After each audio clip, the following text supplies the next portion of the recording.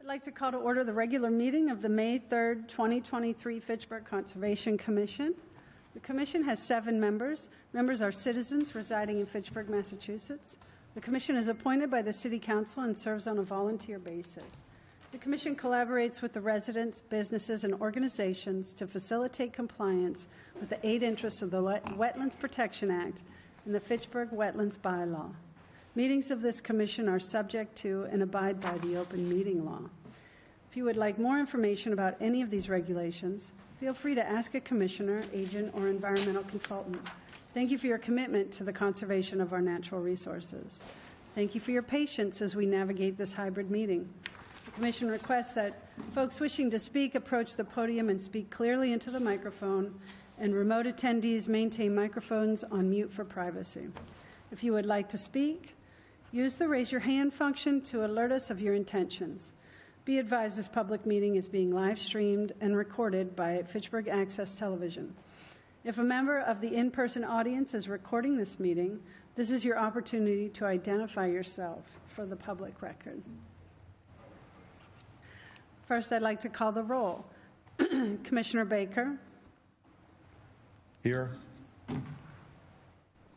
Commissioner Christian. Here. Commissioner Donnelly. Here. Commissioner Helene. Here. Commissioner Jacobs. Here. And Commissioner Sarefield in attendance. Let's see. We had a request, a late request to continue the public hearing. So I'm going to open the meeting, and then I'd like a motion to continue, and then we'll close the meeting. So under Massachusetts General Law, Chapter 13, Section 40, the Fitchburg Conservation Commission will open the hearing for notice of intent, Platinum Development, LLC, 93 Gibson Road, driveway crossing and single-family dwelling in the buffer zone. Can I have a motion and a second to continue this? Before we make the motion, Madam Chair, I would just like to take the opportunity to thank Mr. Hillman, who's on with us today at DPW, for his assistance with this applicant and the design and his encouragement there. Motion to continue the 98 Gibson Road hearing to June. Seconded. Okay, let's call the roll. Commissioner Commissioner Baker. Aye. Commissioner Christian. Aye. Commissioner Donnelly. Aye. Commissioner Helene. Aye. Commissioner Jacobs. Aye. Commissioner Sarefield, aye. The motion passes, and the chair closes the chair continues the hearing until the June meeting. Moving on to other business. Let's see. We've got the Woodland Estates. Do we have an update on Woodland Estates? The only thing that we had there, I know, Commissioner Donnelly, last month you had asked if there was something that was required that they do by the end of April, and I did not see that specific date in their order of condition. But we have not checked recently on the status of the detention basin, and if that is all connected and where that is. We may want to send them a letter and ask for an update on that. That was the last project that they were working on under our order of condition.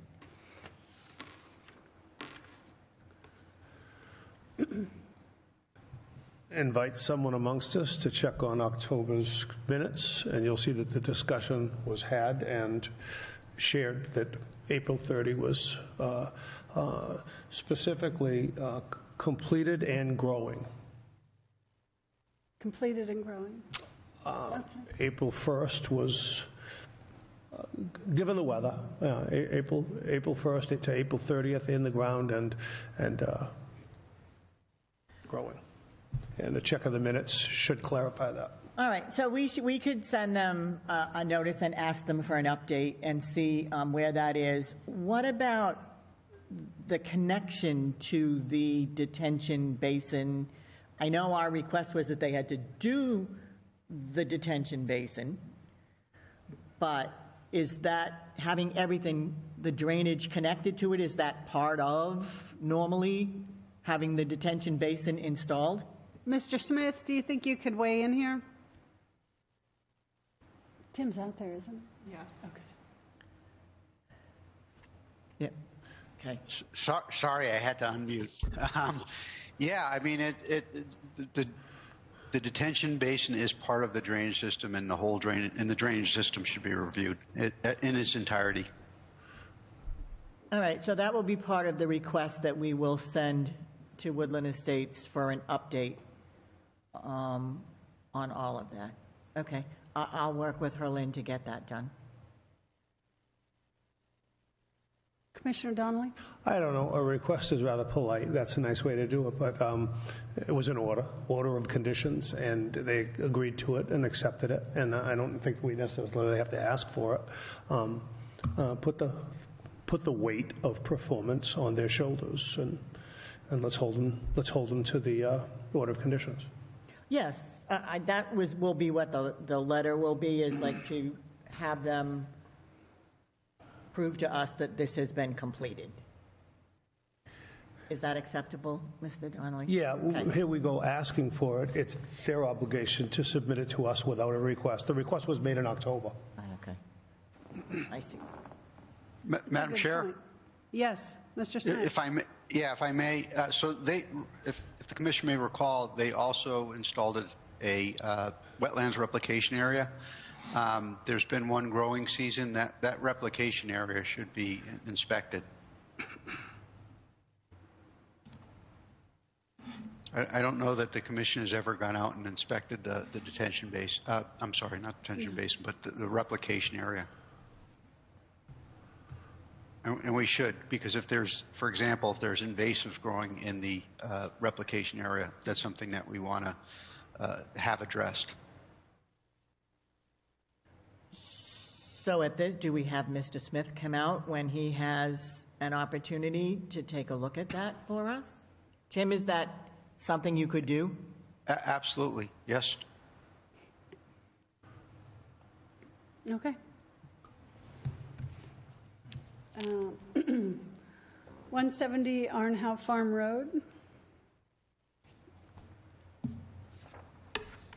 Would you like me to report on that, or would you like to report on that? I think it would be best if you reported on it. As the chair, I will call on you to report on that, Joyce. Okay. We had sort of continued that hearing. There was never a hearing open, but we asked the owners of 170. Joyce, before, just to put it, just the chair notes that Commissioner Christian had recused himself for the Woodland Estates discussion and has recused himself for the Arnhout Farm Road discussion, as well as Commissioner Helene recusing themselves for the Arnhout Farm Road discussion. Thank you. Okay, so the new owners of 170 Arnhout Farm, we requested that they come in because the violation still exists on the property.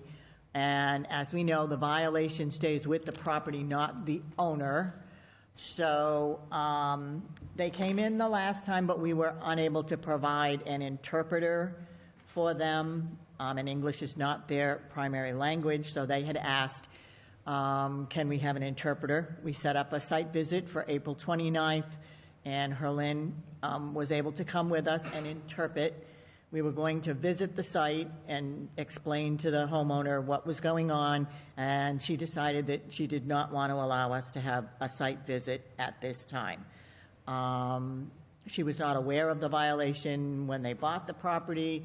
She doesn't think that it's her responsibility. Where we stand right now is that she asked to contact her real estate agent to find out if the seller ever informed them of the violation, and then we will schedule a new site visit once she's been able to ascertain whether or not that information, which should have been available to prospective buyers, was ever provided to her. So we'll wait and see. In a couple of weeks, if we haven't heard anything, we will contact them again. Okay, thank you. Commissioner Donnelly, at the site visit, did submit some paperwork that was for the record, and I was going to read it into the record. Would you like me to read it into the record, or is it okay to just submit it to the record? Or do you want to read it? You sure can, or I can. I was going to give a hard copy to the record keeper, if you will. Just a bit of background. On July 6th, 2022, I made a motion to submit via certified letter return receipt requested the following notice to Michelle Matthew, representative of Lair Realty Partners, 63 Merriam Ave, Leominster, Mass., and also to Slocum, 170 Onhow Farm Road, Fitchburg, Mass. 170 Onhow Farm Road in Fitchburg, Mass. is currently listed for sale by Lair Realty Partners, listing agent Michelle Matthew. Please be advised with respect to full disclosure that the current property owner is in violation of the Massachusetts Wetlands Protection Act and the City of Fitchburg Wetlands Protection Ordinance. Further, the aforementioned violation is transferable with the property and enforceable upon future heirs and assigns of this property. That's a heads up to you and to the potential buyer, respectfully, Fitchburg Conservation Commission. That's in the form of a motion. On August 1st, 2022, my first point of interest was my motion last month via certified of a violation. And my question was the motion seconded and accepted? And if so, is a copy of the certified letter return receipt available to the commission? A violation notice to the owner and a $300 fine is recommended. Policy protocol. I would ask that we direct the owner in writing to file an NOI within 30 days to address the violation. Continued alteration of the buffer zone resource area after prior notice. That's a little bit of history directly to the former owner, and it simply begs the question if the motion and the vote was affirmative and followed through by this Conservation Commission. I don't have that answer. And then, when all is said and done, I'm less concerned with the wetlands violation as I am with the 100% of the buffer zone. Full 100 feet from the wetland was filled. In short, remove the fill, loam it, seed it, walk away from it, let it return to its natural state is the least that we could require and acceptable to me.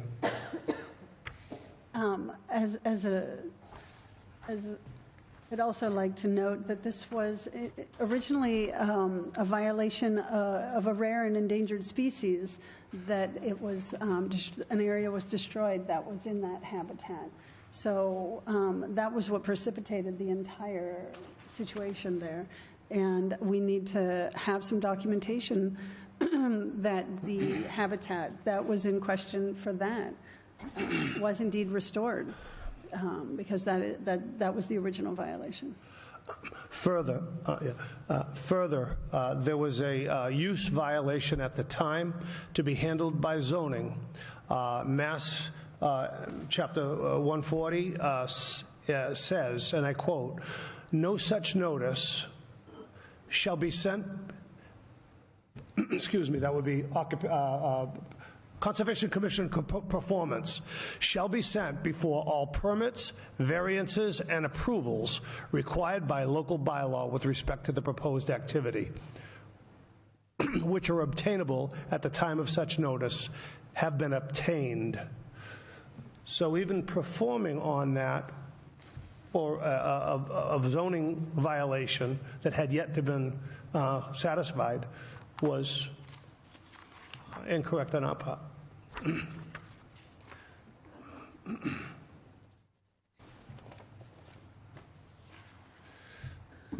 Michael, I'm not sure I understand what you just said. Could you please rephrase it? Sure, Thank you. Sure. We were asked to act, or we issued an enforcement order, and they came back with a remediation plan. So they came back with a remediation plan and filed an NOI. State law says no such notice shall be sent before all permits, which means we don't approve it, before all permits, variances, and approvals required by local bylaw with respect to the proposed activity, which are obtainable at the time of such notice, have been obtained, except that such notice may be sent, such and such. They were in violation of a zoning board. They're looking for permission from us prior to getting a variance, for a use variance. And I'll go back to my original question. Would we have allowed the filling of 100% of a buffer zone for a non-conforming use? My vote would have been no. Okay, so we need to be working with these homeowners. Moving on to the Civic Center,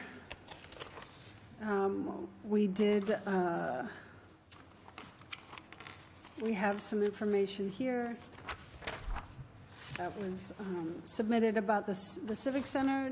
Joyce, do you want to give us an update about the Civic Center? Again, on the same Saturday, April 29th, 2023, we also visited the Civic Center to review the discharge into Falula Brook of the white paint that came off the ice that was in the Civic Center ice rink.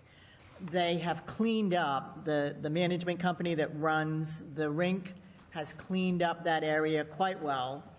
But we did find that the berm that kept a lot of the runoff out of Falula Brook has been breached, probably during plowing operations in past years by the Civic Center and that.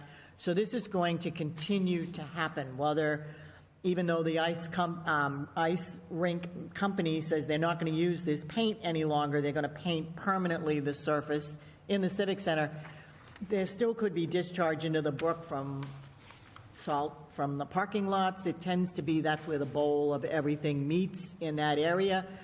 So we asked, Liz was going to contact someone at the college, because we really need to have them come in, preferably to file a notice of intent so that we can condition how they should deal with that area in the future, because it's going to continue to happen. Happens to be this year, it was paint from the ice melt.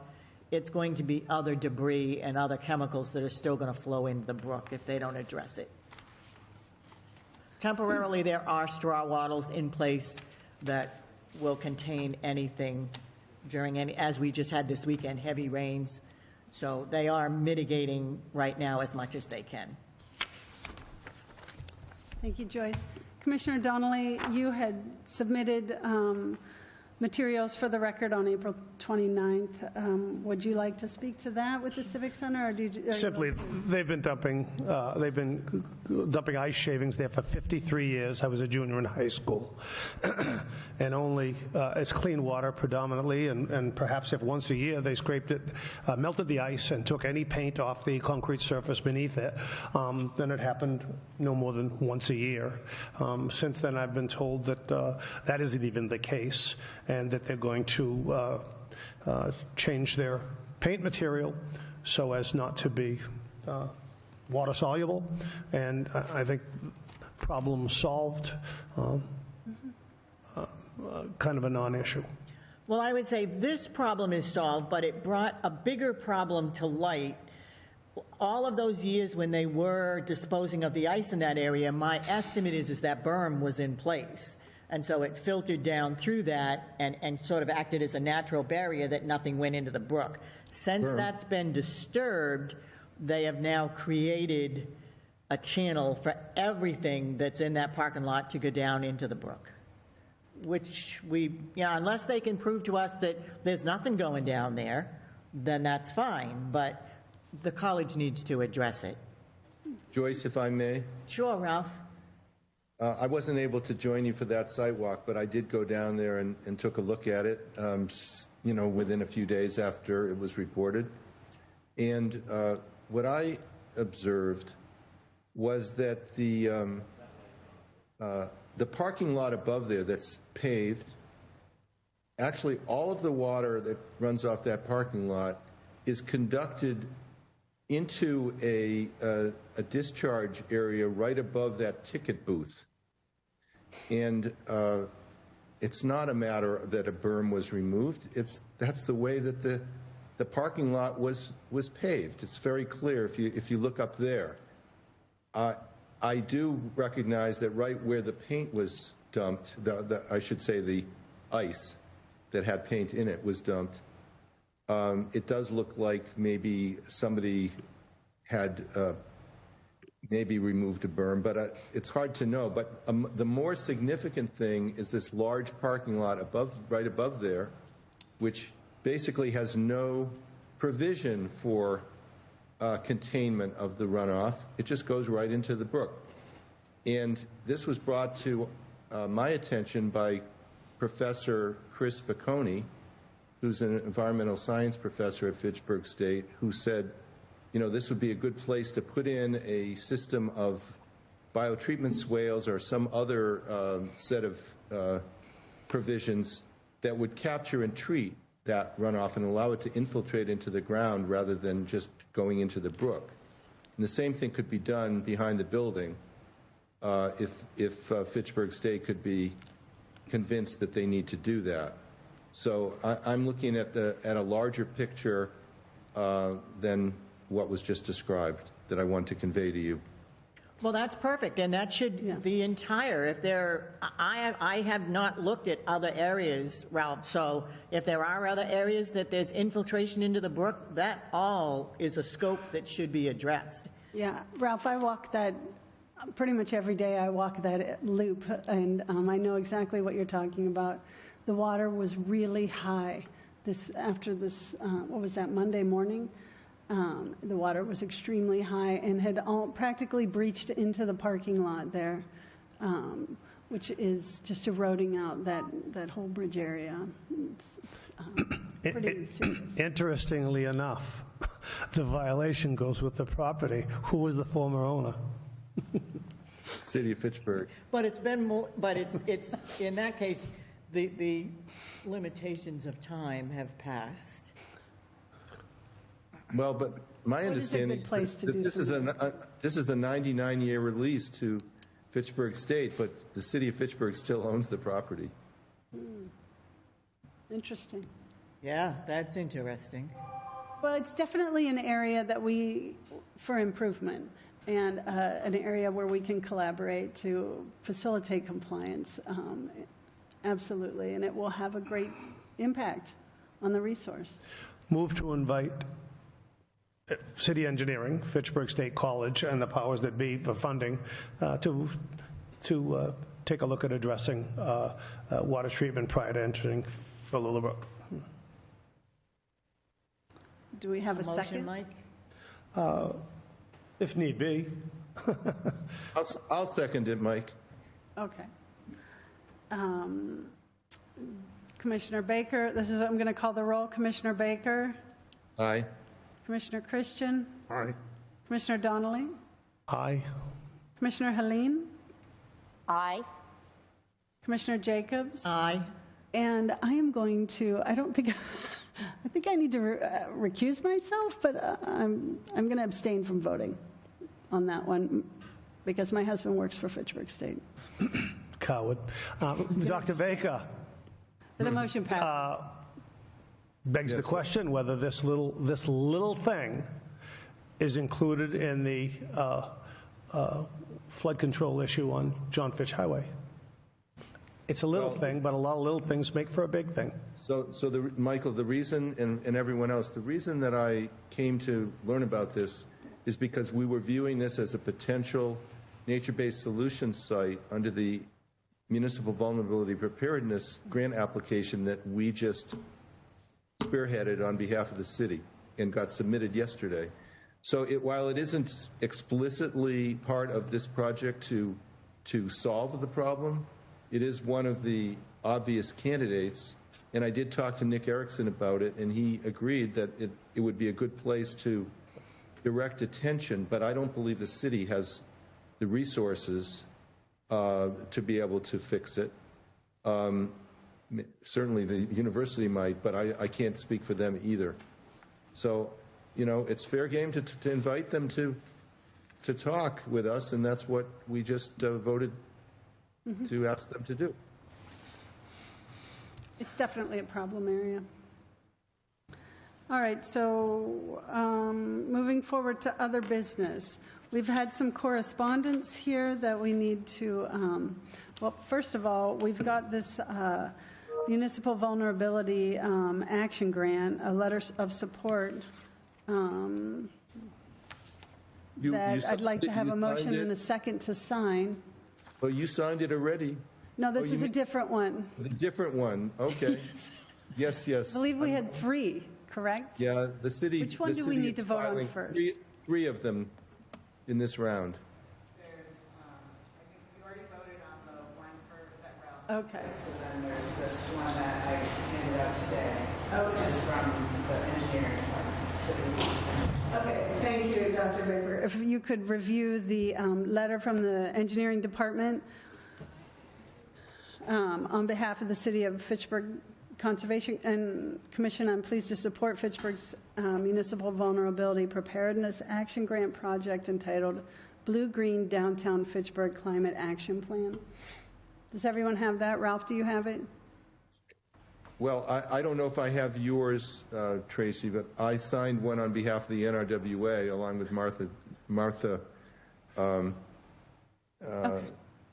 to support it. So I certainly would be happy to support it on behalf of the Conservation Commission, too. Thank you, Dr. Baker.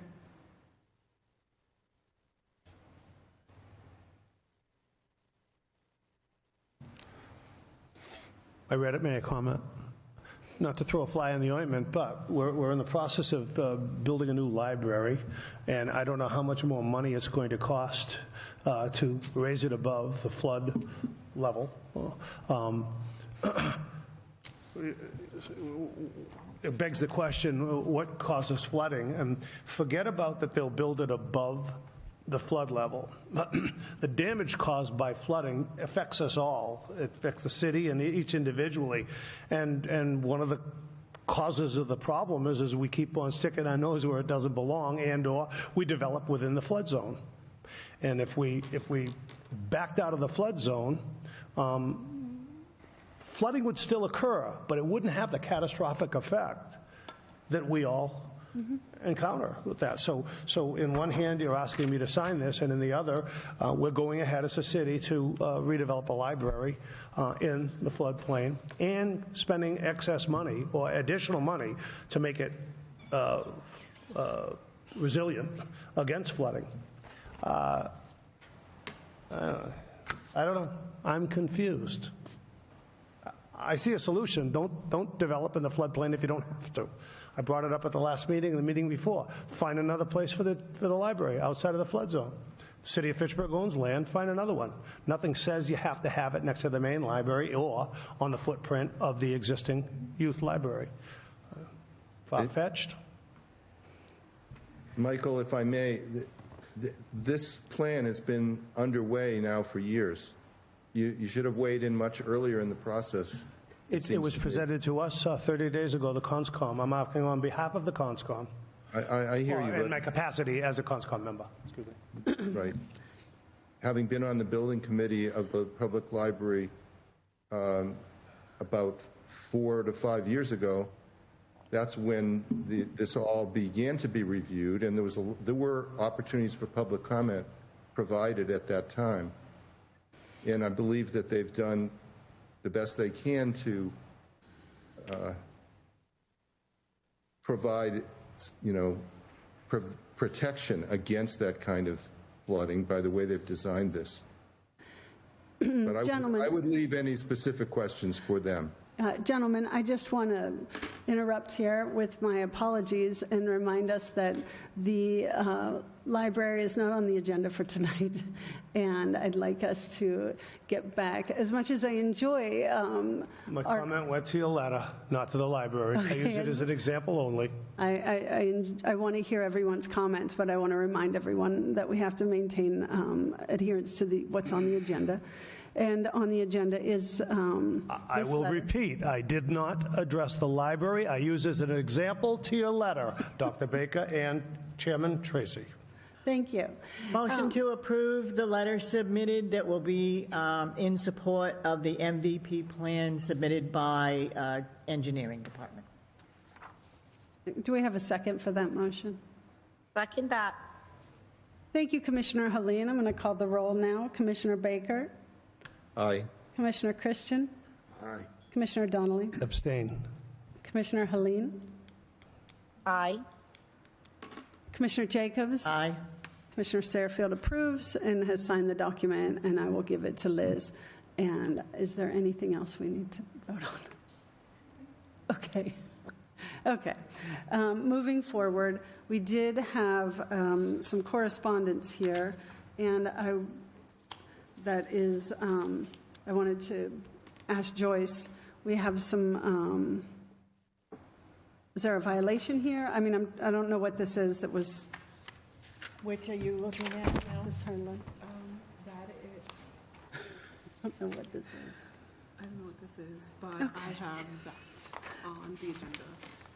Do we want to do the This is a certificate of very- compliance? Certificate of compliance. Okay, so We have can a you re- explain what we have here for a certificate of compliance? Yep, Herlene got a request from an attorney for a certificate of compliance for a sale of a condominium at the Ashley Ridge condominiums.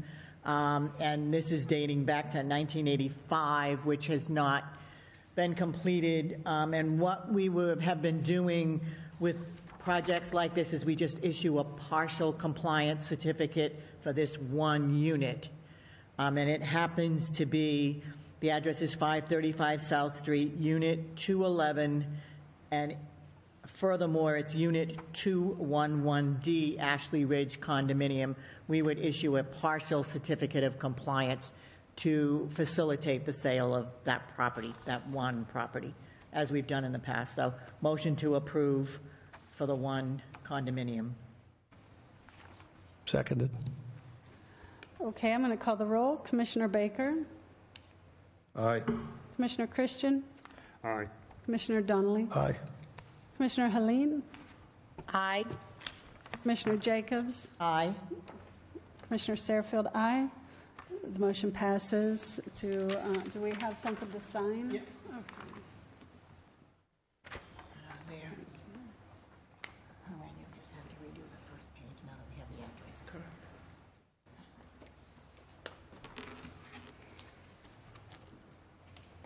Okay.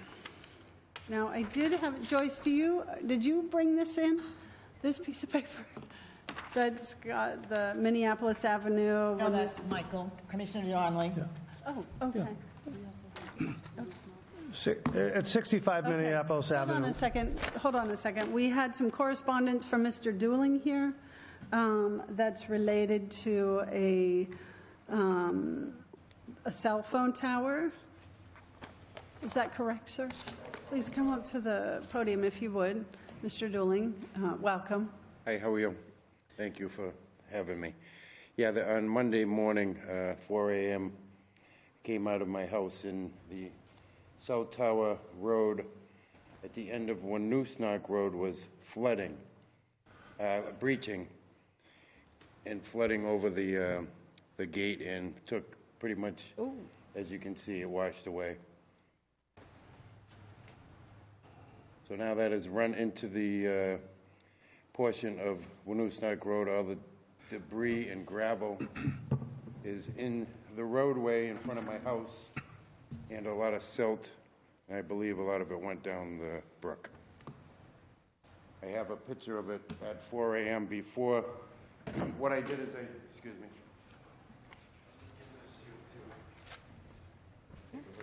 What I did is I shoveled it out at 4 and kind of started. This was the brook right there. That's how it was. And then a lot of it got washed away. So I did what I could to stop it from going over the drainage and going into the brook. So now the roadway is, Commissioner Donnelly was, I'm sorry, whatever the term is, went up there today to do a site walk, and he's pretty up on what it looks like at this point. Mr. Dooling, thank you for bringing this to our attention. Yes. Commissioner Donovan? Madam Chair? Yes. Madam Chair, this is Tim speaking. This is not the first time this has happened. This also happened years ago, and I forget if the commission issued an enforcement order, but the commission did have the cell tower owner come before the commission. The cell tower owner presented a plan to mitigate the situation. The water comes, it's a very steep hill, and the water comes, there's a lot of flow, and it just, and I remember they installed like some swales on the side of the road to capture the water, and I believe there was riprap in the swales. But at any rate, there was some mediation put in place. My guess is that those swales over time have been covered over with sediment, and it's time to go back to the property owner once again and say, hey, you need to fix this problem. So there is history on the site. May I speak? Yeah. We've been in contact with the applicants for the tower. We have a meeting or a call set up tomorrow to talk about the road. We're looking to find out what they're going to do for mitigation, and we're requesting them to clean the site up. I can also refer them to report to the Conservation Commission as well. The Planning Board is very much interested in making sure that they're following their conditions and that the road is maintained. So that's kind of the status, and I should have more information hopefully soon. Thank you. You're welcome. Thank you. The chair recognizes Chantel and thanks her. If you could give us a report after that meeting, some documentation. May I, Madam Chair? Yes. The Planning Board is doing their part. The Conservation Commission has a responsibility to do our part as well. Some history. The land was owned by Joe Pandiscio and leased to Verizon or whatever communication tower for the facility to put the tower up. They built the road. I have some more pictures, none more telling than that. The road failed. They're going to have to repair it. It's important that they repair it up to snuff and not simply so they can use it to access their tower. Our concern should be all of that material is in Monusnock Brook. And at the base of the hill and across from Mr. Dilling's home is a detention pond or a settling pond, and the catch basin is not functioning. That's a small part. Even if it were functioning, the next rainstorm, it would not be functioning. In a nutshell, while they're discussing it with the Planning Board, I'd like the Conservation Commission to recommend the owner or leasee provide constructive remediation plan for long-term stability and to report to the CONSCOM for that directly. And it's all part of the paper trail. Thank you. Did you get that, Chantal? I'm writing Thank it, you. yes. Okay. Yeah, we'll expect them, we can invite them to the next meeting so they can submit their plans. Okay. So, Madam Chair? Yes, this is Mr. Tim Smith. speaking. Yeah, so just to frame the issue, there really are two issues, right? There's the, they need to restore the road and create, mitigate the road from washing out in the future, but we also have a violation where we have sediment that's in a protected resource area. So that sediment needs to be removed from the resource area. They need to do something to address that because a resource area has been impacted in violation of the Wetlands Protection Act. So there's the two issues. There's the fix the road, make sure it doesn't happen again. Issue number one, and issue number two is it impacted a resource area. You need to correct that and address that. While a violation exists, Tim, did they cause the violation, or is it a natural occurrence? Well, they didn't do maintenance, right? and it's their property, they're responsible for it. Thank you. We could issue a violation notice, just a notice, not an enforcement order at this point, and at least have it on record that there is a violation in place, and again, emphasize that they need to contact the commission, appear at our next meeting, and come with a plan as to how they're going to remedy that violation. So we should issue a notice so that it's on record. Motion to issue a violation notice and invite them to the next meeting with a remediation plan. I'll second that. And Mike, this is the second time this has happened. All right, I'll believe you. I kind of remember stuff like this. I don't remember that happening, but I clean up the area quite often. There's always runoff. yeah. Nothing like this. This is catastrophic. Yeah. But I am on a constant cleaning of the roadway and sweeping in. Tim, are water bars inappropriate for a travelway if it's all private traffic? Oh, no, absolutely. That's absolutely could be one of the best management practices that's implemented here. You got to get the water off that road. It's going to continue to erode. And then you need to slow down the energy. You need to slow the water down. While traveling up Mount Washington on the COG Railway, what they used up there for water bars was pretty cool. Guardrail. So they had 10 or 20-foot sections of guardrail laid down, and everything was flush with the guardrail except for the dip. And that dip Their road just got totally screwed up too, and they had to close it completely down, and it's closed for events and everything else right now from the recent rains. So it might work, but yeah, might work better than what they had. it was unique. I never saw the guardrail before, and it was functioning as a water bar. Okay. We have a motion and a second, so I'm going to call for a vote. Commissioner Baker? Aye. Commissioner Christian? Aye. Commissioner Donnelly? Aye. Commissioner Helene? Aye. Sorry. Commissioner Jacobs? Aye. Commissioner Sarfield? Aye. So the motion passes, so please let them know. Chantal, please let them know then that's been happened. And Mr. Dooling, thank you. Thank you very much, everybody. I'm just happy to see it cleaned up and protect the environment. And also, the commission would like to thank you for keeping that area clean, because you are keeping the sediment out of the drainage system, and that is definitely something that helps, so thank you. No problem. Thank And you very much. thank you for letting us know. I appreciate it. I'm gonna Tracy, Jeff has his hand up. The picture that I gave you was at 4 a.m. What I did is I cleaned up the drain so it would drain into the basin rather than breaching over the road. So then what you see there, a lot of that ended up washing away what had already gone through.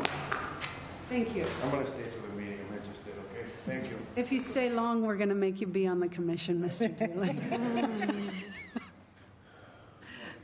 Okay. I was contacted by Paul Fontaine Jr. and had correspondence with him, so I appreciate it.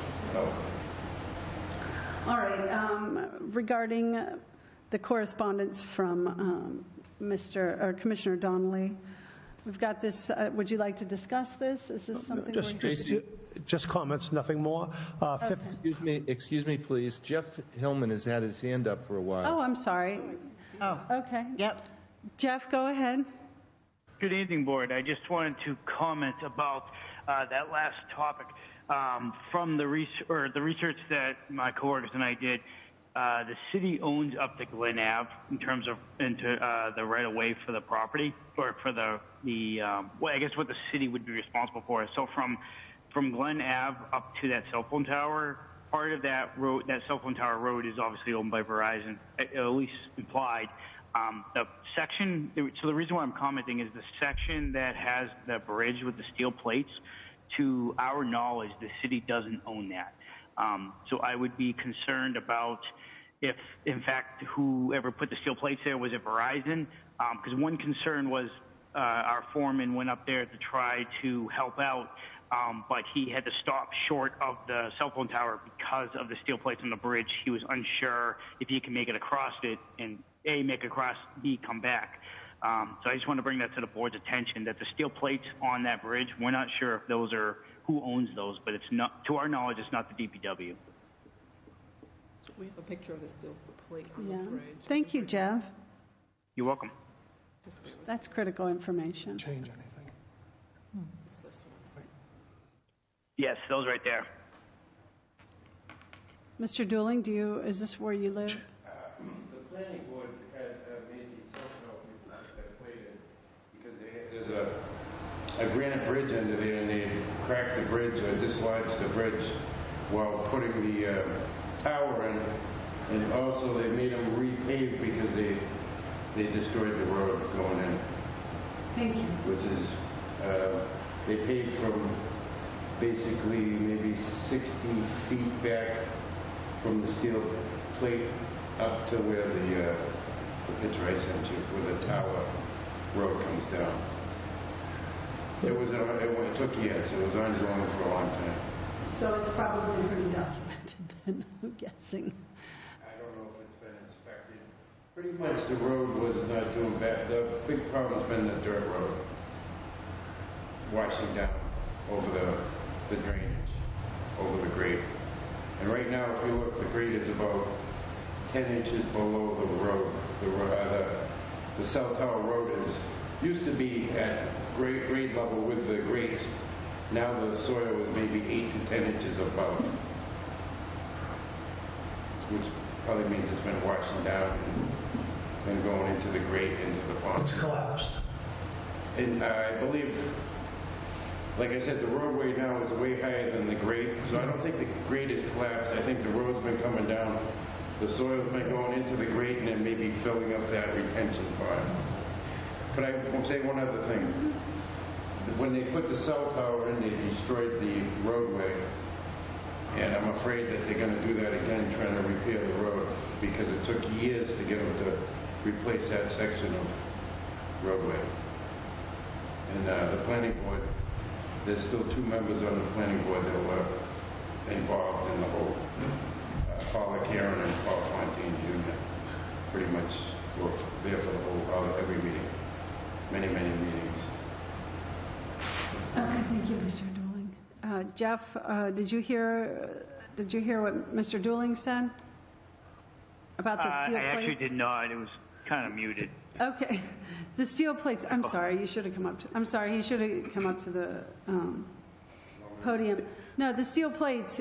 Go ahead if you want to go up and. I'd rather have you do it. Okay. Mr. Dooling has disclosed that the steel plates were placed there per an order for the Verizon had to put them there. No, I believe CBA along with the cell tower people. The cell tower. I think it was part of the decision that was their site plan and special permit. Okay. Yeah, I believe Okay. it should have went in Thank you. front of this commission, but I believe Thank you. it was all conditions put on by the planning board, which was the repairing, or the, not even a repair, a covering of the granite bridge, and then putting in the dirt road, and repairing the roadway from the Glen, where it ends at Glen Ave to where it connects to the cell tower road. Mr. Smith, do you recall this? I do. Okay. Yes, I do. I do recall it. Yep. When was this? I mean, we need to get some of the plans out and review them, I think. I can look back in my records. It was a long time ago. I'd have to look back in my records. Okay. Thank you, Mr. Smith. The engineer somewhat confirmed that our earlier discussion was all about private property owned by them and not city property. He confirmed that to some degree. And with regard to the plates or the roadway, you must have a right-of-way through his property to your house? Yes. Okay, so that road condition, or that bridge condition is one, for his access purposes, that's his problem. For the brook, integrity of the brook, that would be our problem. Nevertheless, all private property, and we're on point for our earlier discussion, holding them accountable for it. Okay. I agree. I believe the road was in pretty, the tower was in pretty good condition. except for one area where they brought some trucks in recently on the right-hand side of the road, prior to, before the steel bridge. But that, all this road condition, everything was, the planning board permitted the special permit with conditions that they make the roadway what, you know, the condition it was previous to the cell tower. Building of the cell tower is where the damage was done to the road. So if it goes back to where it was, I'm happy, but the problem is all the dirt and debris that has washed down. Thank you. Thank you, Mr. Doolin. Thank you, Harlan, for pulling that up. Maybe you could send that out. Maybe you could get that to Mr. Smith. And thank you, Mr. Doolin. We'll get on top of that. Paul Fontaine Jr. knows everything. He has, I have been in contact with him. And I believe they're up for a renewal of their special permit, coming up real soon. It is an emergency. Okay. But in the meantime, they can't access the tower. So maybe if there was a fire or some type of problem, it'd be, if they have to get up there, they're not going to be able to get a vehicle up there for emergencies or whatever. So you're meeting with them? Yeah, we're going to have a phone call. Okay.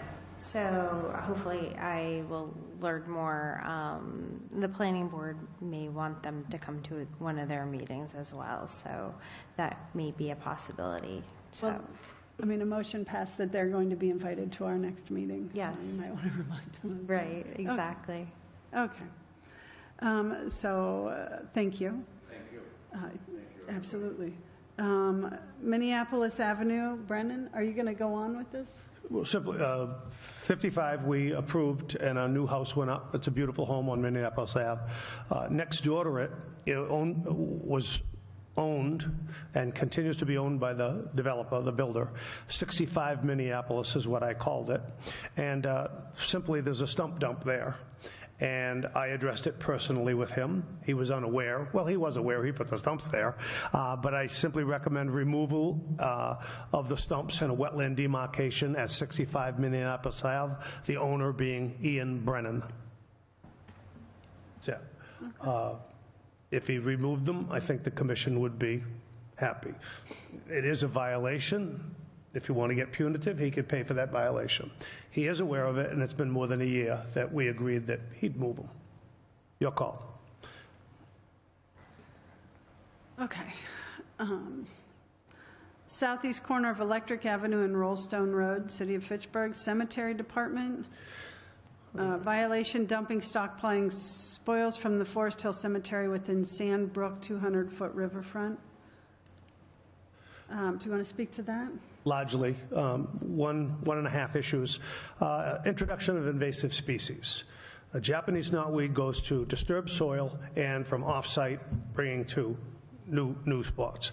And then I have some documentation, past documentation as to examples, cemetery department spoils. And then secondly, at that particular site, I believe that we're establishing a presumptive access to future cemetery expansion. That area has been used lately, 10 years, 15 years, and they are designing a new cemetery on that side. There's a brook there. I wanted to bring it to the forefront that any plan, and we offered to work with them to get in and develop their cemetery without encroaching on Sandy Brook. Nothing has come to the Conservation Commission with regard to that, but I'm bringing it to you about stockpiling material there that could introduce Japanese knotweed. If I may back that up, in 2013, on July 29th, I brought it to the Conservation Commission's attention. And, I'm sorry, on 1985, we'll predate that, a cease and desist order at Forest Hill Cemetery was issued. Nothing happened. I brought it back again in 2013. it was addressed. In 2018, it was addressed to our satisfaction. They cleaned up their act of stockpiling material over what was called Froggy Pond. Not before an enormous amount of Japanese knotweed was introduced. I, as well as another commissioner, have worked hard over time to eradicate invasive species on land that we own, whether it's Japanese knotweed, hopefully not, but wild rose or other invasives. Find another place to dump is the short and the long of it. That's what I'm asking them to do, and I bet if asked, they would, because they were very compliant. It took them a while, but very compliant in the past at Froggy Pond, the next intersection down. Okay, that's it. That's not a request to find another place to dump cemetery spoils. And because there is knotweed there introduced by them, take out some of that soil, put it in the landfill. Or excuse me, where they're selling that piece on Airport Road full of knotweed that they've transferred there. Do we have someone that can, where's the cemetery in the org chart for Fitchburg? I guess we'll start there. So that falls under DPW. Okay. Okay. And then there's a cemetery commission. So there's commissioners and then there's the not name, but there is a cemetery. The superintendent. Manager. Yeah, Mr. Smith and I, years ago, met with the cemetery superintendent. Do you remember when that was, Tim? I honestly don't remember. It was pre-COVID. Tim, Mr. Smith and I went and met with the cemetery superintendent. Yes. And I remember it well, Tracy. Yes. we took them some donuts, and Yep. it was, yeah, and perhaps we just need to bring to their attention again that this dumping, maybe they could find a different place because of the issues that Commissioner Donnelly has brought up. Okay, back to the Ian Brennan issue. Have we done anything on that? We just kind of moved forward without having any resolution. Are we going to send him a letter, or Would you? My point, so sharing with the Conservation Commission, you could throw them in a round file, you could do something with them or nothing with them. I'm bringing it to your attention, much the same as Mr. Durling did tonight. Commissioner Helene, do you want to make a motion that a formal letter be sent? Yeah, absolutely. He should clean that up. And do we have a second? Second. Okay, let me call the roll. Commissioner Baker, Aye. Commissioner Christian, Aye. Commissioner Donnelly, Aye. Commissioner Helene, Aye. Commissioner Jacobs, Aye. and Commissioner Sarfield, aye. And Can so we I want to have a just- letter that asks them to stop. Do we want to issue it as a cease and desist notice or just a polite notice to begin with? What do you think is best? They'll do it. So we'll just, They'll do it if we ask. so we'll just issue them a polite letter that said, we're concerned about this, and so, all right, I'll work with Herlin on that. Okay, thank you, Joyce. Now we have on South Street, a condo development. Did they request a certificate of compliance? Well, that's the one that we just did, the Ashley Oh, Ridge. okay. Oh, okay. So that's a check. Yeah. And then we've got the Arnhow Farm Road, so we did review that. Okay. Excuse me, Tracy, Anything did gonna we? take place for, Was someone talking there? Yes, I was. Yes, Dr. Baker? Did we bring the matter of the Sand Brook issue in the cemetery to some sort of closure? Well, we made a motion to send a letter to the cemetery asking them to stop dumping there and clean it up and find a different place. Is that what? All right, but I didn't notice that we actually voted on that motion. Did we? Yes. Did we vote? No. There was no motion, so we didn't vote on it. I didn't, I'm sorry. Minneapolis, not the That we cemetery. voted on? Yes. Okay. Let's vote on the cemetery. I'm sorry about that. Tracy, it's okay. I think you said that you were going to work with them directly, like the groundskeeper what I of the said. cemetery. I think that was what you were talking about doing for that one. But let's send them a letter to keep it official, I think. So I motion to Yes, send them a Mary letter. made a motion. And we It's voted, we're seconded, going and to we send voted them a on it. nice letter saying, please Okay. make sure. Did Commissioner Baker not Jeff get has his called as hand up. far as the roll? He did. I think he. Jeff has his hand up. From Minneapolis. Oh, okay. All right. But we're not doing anything, we didn't determine to do anything with Minneapolis, correct? No, because Commissioner Donnelly said. Oh, my we should- I think it was the same. Go ahead, Is it Commissioner the Helene. same? She was adamant It's about Minneapolis, not about cemetery. Correct. Voted on Minneapolis, we didn't vote on cemetery, to my understanding. I'm with Donnelly on this one. What was that? What did he say? Mary, can I jump in here? You were asking for a letter to the cemetery department, correct? For both. No, I was talking about Minneapolis because we moved on to the secondary thing about the cemetery, and nobody said anything. There was no About resolution Minneapolis. from All right. Minneapolis. So then I said, hey, misunderstood you. we never even talked about Minneapolis. Let's talk about that. Let's get a motion in place so we have the letter from Minneapolis. And quite frankly, it seems to be almost the same issue with the cemetery. So I think we should do the same thing. Okay. Is that a motion, Mary, to send a letter to It is Minneapolis? yes, Okay. it's a motion. Do we have a Thank second you. on that? Okay, then this is related to sending a letter to Minneapolis Avenue, No, we 65 already voted Minneapolis. on that. We already voted on that, Tracy. Yes. Right now, we're turning our attention back to the cemetery, and Jeff Hillman's hand is up. Okay. I'm confused. Jeff's hand is up. Jeff, go ahead, Jeff. I apologize, Board. If it makes it easy, I've actually been working with the cemetery with a related project for expansion.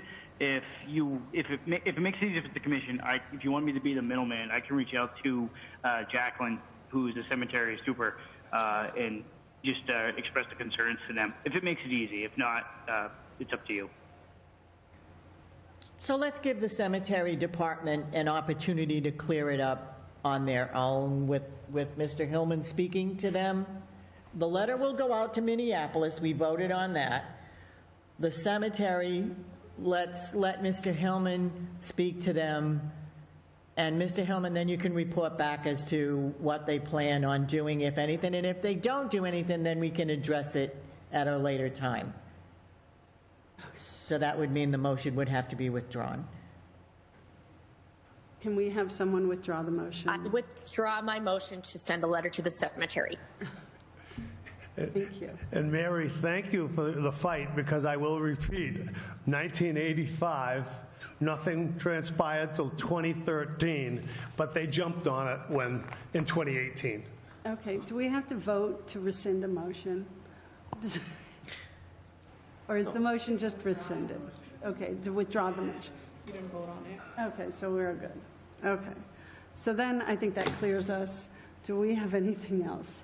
I have two more things. One easy one first.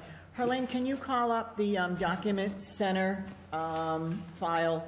And I just actually want to thank Herlene for this. We have added a folder that everybody should be aware of. It's called Final Determination. And anytime we issue an order of condition or whatever we do that we vote on, we are now going to post in that folder. And so if you want to go back and look at find an order of condition that we never had access to before, the actual physical document, they will be now in this folder for all of 2023. So everything that we issued for an order of condition or a negative determination or whatever our final vote was on determinations for projects, they're going to be posted in this folder. Right now, we've just started with the Emmanuel Lutheran Church. That's the first one that's there. So 6 months from now, you want to go back and check what the order of condition is for the Emmanuel Lutheran Church, you can go to the documents folder, check final determinations, and everything will be posted there. Just wanted to share. Thank you. Commissioner Donnelly? Can I share some business here? Yes, please. Let's just say, well, first of all, it was brought to the Conservation Commission's attention several years ago of the failing wall on Howe Farm Road. They call that Palula Brook? Could be, huh? At any rate, the block wall was failing. Someone hit the guardrail early on, and the vertical post disrupted the retaining wall. Nothing has been done in 10 to 15 years. Should that access to the high school be impassable, how would that, we go through Ashby to get to Fitchburg High? Doesn't make a lot of sense. That should be addressed. It sits on top of the brook, and it ought to be addressed. At the time, it was a beaver and a beaver dam that was the problem. If not addressed and that wall fails, access to the high school would be nasty. I think you'll agree. Anyway, that's a DPW issue. Section 40 of Chapter 141 says, notice public hearings for this commission. Notice of the time and place of said hearing shall be given by the hearing authority, listen, ladies, can I say ladies? At the expense of the applicant. So when I see a Fitchburg Conservation Commission check paying for an advertisement in the Fitchburg Sentinel, I'm confused, unless the applicant paid for that ad. But I've seen written checks to the Fitchburg Sentinel out of our account for those ads. I just want... Do we still post it in the newspaper? Excuse me? Do we still post it in the newspaper? Has to be by law. Yes. It's a legality. They haven't changed it yet. I'm bringing it to your attention that the applicant pays for the ad, not the Conservation Commission's account. And that's per Mass General Law. And we don't have to know, but whoever posts the ad does. But I have a question. What if there are multiple hearings posted on that same day? Who pays how much? I don't have that answer. That would be for us to decide. It's something that we're implementing as we're going through a transition in the department, and Liz can attest to this. We are working to implement some fees that have not been implemented in the past. It is true. Commissioner Donnelly is correct. We have been taking on the cost of those fees, which can be kind of heavy sometimes, depending on how many hearings are posted at a time. So I think in the future, we plan to either make an account so that people can pay for those fees, but it's something that Liz can provide more information on. So we've already been talking with the planning board and the city council about making some potential changes to our fee structures and this maybe is a little bit different for Conservation Commission because I know the fee structure starts at the state level and then kind of trickles down to us, but we do want to make sure that we are either factoring in the costs of the legal ads into our fee structure or separately having them pay the fees. And the question is just around the logistics because it's like a per word cost for advertisement. So it's not like a fixed amount that we could just say, give us a check for $175 for the legal fee. It's based on the wording and the fee. And then there's, as Herlin said, if we have two different parties that are on the same fee, we have to figure out how to split that up. So it is our intention to move that forward, but figuring out logistically how to do that in the most efficient way is where we're at right now. So multiple discussions. The state has given you the authority and directed you to charge them and not us. And that's your problem. You'll figure it out. That's all. Exactly. You'll figure it out. You're working on it now. Yes. Very good. Thank you. Regarding Fitchburg Wetlands Ordinance, 2.4 fee schedule. This is over here, but it's absolutely for those at the front desk.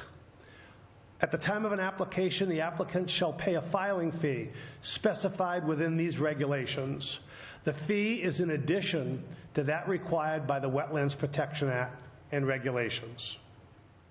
Our Fitchburg Wetlands Ordinance directs us to collect a fee in addition to the Wetlands Protection Act fee. the Wetlands Protection Act fee, all notices of intent filed pursuant to 310 shall be accompanied by a filing fee. A brief statement indicating how the applicant calculated the fee. That goes to the Commonwealth. The remainder of said fee shall be made payable by check or money order to the city or town in which the work is to be performed. We all know that. To my knowledge, we haven't been charging a fee for the Wetlands Protection Act.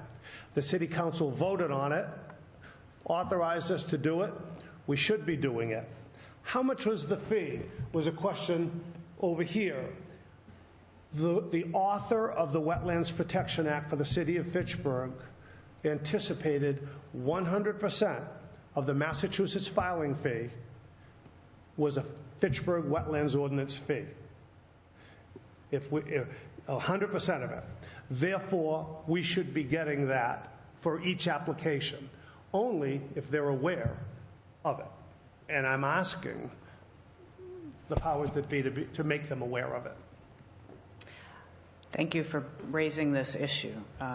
Commissioner Jacobs has actually been talking to me about this and helping to educate us on this issue. And it is another piece that we are looking to try to incorporate into our process to make sure that we collect that fee. Thank you. I have a bill for $279.77 that I submitted in 2017. I asked if I could put it in writing or resubmit it. I did. It never got paid. I'm not holding my breath. I don't think that that's any way to run a business. Thank you, Commissioner Donnelly. Well, you're welcome. And do we have any other commissioners that would like to speak? I have one more item, and then I will also step away because this has to do with Mad River Solar. But this is the only way to present it. We were informed today that they have in fact paid their bond. That's been set in place. So I assume that means that things are going forward. However, as we're talking about letters that probably need to go out in the special conditions that they are supposed to get in place, the drainage basin and best management practices for water bars, compost wattles, implement mitigation for runoff. And I bring that up because I did get an email from neighbors this weekend about runoff off the hill and flooding of their property. So I think it probably, should the commission choose to bring them back in and see where we are with that, and I will now step away.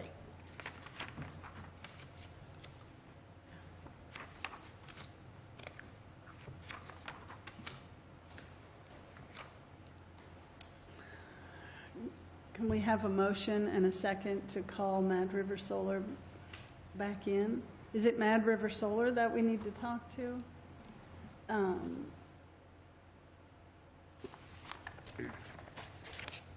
I move that we provide notification to the proponent, reminding them of their obligations. Thank you, Dr. Baker. Do we have a second? I second that. Okay. Well, this is communicating with the Mad River Solar et al. To have them come in and meet with us next month. So, Commissioner Baker? Aye, but that isn't actually what I said in my motion. Oh, okay. I said notification. I don't know that it shouldn't be necessary for them to meet with us. You're correct. How about like their letter of their order of conditions and so on, and their initial filing and what they're responsible for, I would say needs to get nailed out with them. Dr. Baker, would you agree? Yes, that was my intent exactly, Okay. Mary. Okay. And we have a motion to send a letter to Mad River Solar et al. You called them the proponent. What was your wording, Ralph? Proponents, because you didn't know exactly who it was that it should be addressed to, so I just said proponents. Thank you, the proponent. Commissioner Baker, Aye. Commissioner Christian, Aye. Commissioner Donnelly, Aye. Commissioner Helene, Aye. Commissioner Sarfield, aye. Commissioner Jacobs says recuse themselves. So the motion passes. Thank you. I have something that I'd like to address with the commissioners. On our calendar, it states that the July meeting will be held on Wednesday, July 5th. And I know we're a little bit early, but if you guys can keep that in mind so that maybe we can decide a date either tonight or for the next meeting, have a date in mind that you guys would like to change that to, or I'm not sure if the city's even open that day. I'm not sure. It's a Wednesday, July 5th. I'm not sure if you guys would want to come in that day, or if the meeting would be completely hybrid, or if you want to switch the date. Yeah, we can certainly think about that. Does anybody have any plan? I don't have any hard plans, but that's a busy week, so it might make sense to do maybe the following week. Would that be possible? Do we know if the room is open on the 12th? Yeah, that's the problem. So I can check if you guys can agree on a date, and then just email me those dates, and I can check with the legislative building staff and see what's available. Okay. I would think if we could move it out a week, that probably would be best. The first week of July is Yeah. usually taken with vacations and holiday, but it's going to depend on whether or not we have access to this facility. Or we could make it a hybrid, a remote meeting. I mean, we've had a number of remote meetings. We can fire that up. So as of right now, the building is empty on July 12th. There's nothing scheduled. Do we have a motion to amend our calendar to July 12th for the meeting? So moved. I'll second that. Commissioner Baker, Aye.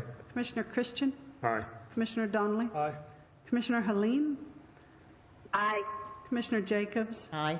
Commissioner Sarfield, aye.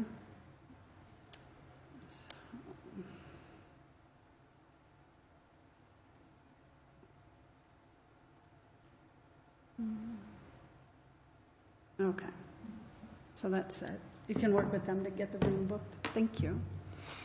Anything else? Do you have anything else? One more thing. Yes. Sorry. Okay. I was going over with Liz with minutes in regards to last year's and previous minutes, and it looked like they were just transcripts. I'm not sure if you guys want me to do a summary like we have been doing for the planning board.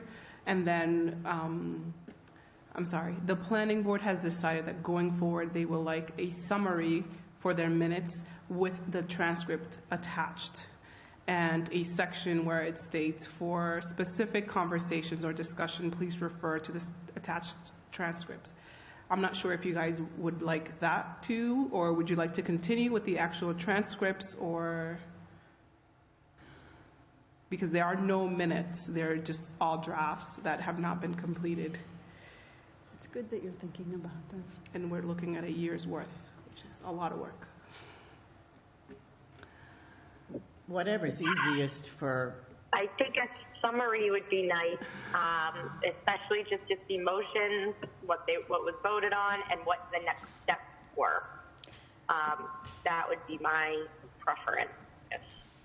If anybody else has anything to offer, Go ahead, that's fine Liz. too. If I may, that's Liz. exactly what we were thinking, is getting them, the things like motions into a summary document, and then attaching the transcripts as so that you could see the conversations that happened. But you'd have that 1 or 2 pages of just the motions, notices, things like that, the basics from the agenda. Yeah, and we definitely would want to know what the applicant's response would be and what their next steps were going to be, so that we can hold them accountable as well. That would be crucial. But that sounds like a great idea. Thank you, because while this is, yes, thank you. while this is important now, it's even more critical to have this information as a matter of public record for, say, 20 years from now, when Commissioner Donnelly reminds us that he submitted that receipt in 2017. The burden, was it legibility or time to put a total synopsis of our meetings? What was the burden? Time constraint? Neither. The backlog. Yeah, okay. I don't think we can speak to why it didn't happen. Is that what you're asking? No, I'm asking what the burden is to get it done now. It's the backlog. Backlog. Time? And time, and just efficiency. Can we sub it out? There's been oftentimes, you're very, Madam Chair, a stickler about rules and Robert's rules and abstaining, et cetera, and minutes of a meeting are being a stickler. Absolutely. Can we sub it out? No problem. We did have a conversation with the city solicitor about how we needed to do these minutes if we were going to look at transcripts. So as far as the law goes, this is okay to do this. We're not saying, I mean, we would do, meetings started at this, here's who's present, here's the motions, here's the correspondence, here there's certain action items that need to be into a summary. We would do that. It's just that the conversations, the back and forth would be only in the transcript, and we would refer to that. Yes, and I think what we'll have to do is make a motion to accept this as first, but then we're going to have a separate meeting where we hammer out approving all these minutes. Because there is a backlog, and none of them have been approved for quite some time now, because we simply didn't have them. So how we can move forward, but we are going to have to make a motion. Number one, to approve this. Mike, if I may, the good news is that now we have the full transcript. So if you go back and we see all the pertinent information on the front, cover page. If there's something that we need to go into detail with, we have a full transcript now because it's digital, right? So I would argue that it's not really worth somebody's time to be taking minutes when we have a full transcript as well as pertinent items right up front and center. But, whatever we want to do. I'd rather the minutia of discussion and decisions recorded than signing off on the minute, accepting the minutes. Accepting the minutes is a formality, but the minutia of discussion and decisions, that's what I would call on 5 years from now. So is there a problem with subbing out recording those minutes? I'm not sure. Have a third party do it. It wouldn't be your backlog. Wouldn't be your burden. No, I think we have it because we're taping I think they turn on the transcript, right? We get the transcript from FAT. Right. No, we have the transcripts. It's just a matter of what are we going to do with them now? Do we want a synopsis, like an executive summary? Through the minutia, there's something that comes up where you want to read. If you want to read the discussion that we had on a certain topic, you can now do that because we have the transcript, is what I'm saying. So I think it would be nice to have all the, what we actually decided on the notes. The and perfect then example. if something pops up later, we can go back and read into it. The perfect example would be this. So in the minutes, I would post. In the summarized minute, it would be the discussion over the approval of minutes, and then refer to transcripts for this discussion, the back and forth. It's more prominent. I'm sorry, Liz. It's more prominent with planning board, where we have abutters come up and discuss things that aren't always necessarily relevant to the actual topic at hand. But if you guys don't think that's appropriate for conservation, we're totally fine. And just to be clear, the transcript is in writing and would be attached to the minutes. It would be a part of the package. It's not like they'd be two separate documents that you have to look for. Continue your plan. I like it. Yeah, so the summary and the transcript, I think, would be fine. Yep, sorry. Do we need a motion for that? Would you like? You want? Do you want to make a motion that we accept that moving forward? Motion to accept that moving forward. Second? Second. Okay, Commissioner Baker, Aye. Commissioner Christian, Aye. Commissioner Donnelly, Aye. Commissioner Helene, Aye. Commissioner Jacobs, Aye. Commissioner Satterfield, aye. Thank you. And we'll just work through that backlog. And, I mean, nobody wants to get a year's worth of minutes, the transcripts for a year's worth of minutes. There just isn't enough time to review all of that. So we can maybe just do it a little bit at a time. Thank you. But it is definitely a problem, and thank you for working on that. Mr. Dooley, you've stuck around. You're almost officially on the commission now. Is this open to public, these meetings? Absolutely. Oh, okay. Pretty interesting. Well, stick around. We're going to have some questions for you. On that note, it's my understanding Brian Breaux is no longer on the commission. He communicated with me. Oh, no. He communicated with me today. Hold on a second. Maybe we need to, let's look into this then. Who?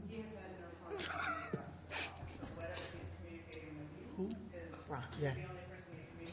Okay, so I have communication from Commissioner Breaux. Hi, I am still getting all of the Conservation Commission emails.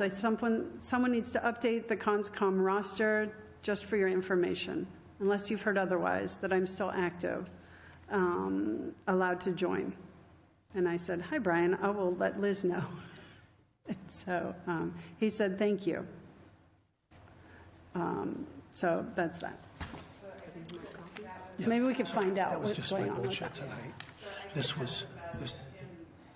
Appointed, and that was where the question came up about whether or not he can. So I don't know if this term is actually expired. That's. So Tracy, do you take that to be a formal resignation? I'm sorry, Dr. Baker? Is that a formal resignation? Thank you. Brian was told he could no longer serve on the Conservation Commission because of his housing status in Lunenburg. What was that, Mary?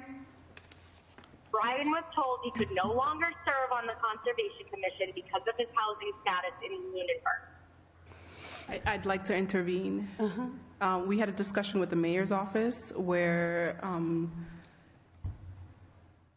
this was not confirmed with Okay, so Mr. we Breaux, don't know. but And Brian was frustrated by a lack of response, and quite frankly, he felt that it was kind of like undermining, that he had spent so much time and dedication to the conservation. So I think he asked once or twice. We had a discussion about it, and I don't know. I don't know if it was left up in the air, or he did receive formal confirmation that he was no longer allowed to serve. So I don't know. This is just secondhand information, but this I might believe be. that that's where he's at, is that he feels that he is not welcome to serve. So This might be a conversation that's not appropriate for the public Exactly. record. I think we'll talk about this. We'll take this off. Thank you, Mary. We'll work with Brian, find out what's going on. Talk to the mayor's office. Okay, yeah. And reminding everyone that commissioners are appointed by the mayor's office and the city council. Thank you. And on that note, I'm going to go home and go to bed. I'm exhausted. Motion to adjourn. Thank you. Second, Thank you. and Mike gets no more coffee tonight. Commissioner Baker, Aye. Commissioner Christian. Aye. Commissioner Donnelly, Aye. Commissioner Helene, aye. Commissioner Jacobs. Aye. Thank you, everyone. Thank you for your service. Mr. Dooling.